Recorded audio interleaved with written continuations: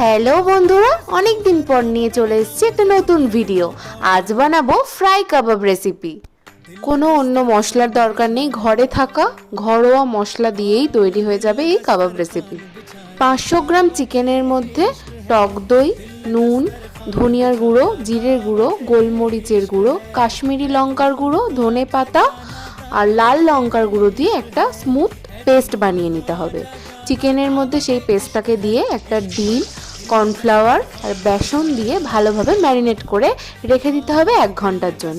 আর অবশ্যই চিকেনটা ফ্রাই করার আগে তার মধ্যে একটু বেকিং সোডা মিশিয়ে নিও, তাহলে দেখবে চিকেনের ওপরের যে লেয়ারটা ভীষণ ক্রিস্পি হবে। আর তার সাথে আমি বানিয়েছিলাম হোমমেড পুদিনা, ধনেপাতা আর টক দই দিয়ে একটা চাটনি, যেটা চিকেনের সাথে কম্বিনেশনটা দুর্দান্ত ছিল। তোমরাও বাড়িতে এইভাবে বানিয়ে একবার খেয়ে দেখতে পারো। যদি ভালো লাগে অবশ্যই আমার ভিডিওটাকে লাইক করে দিও।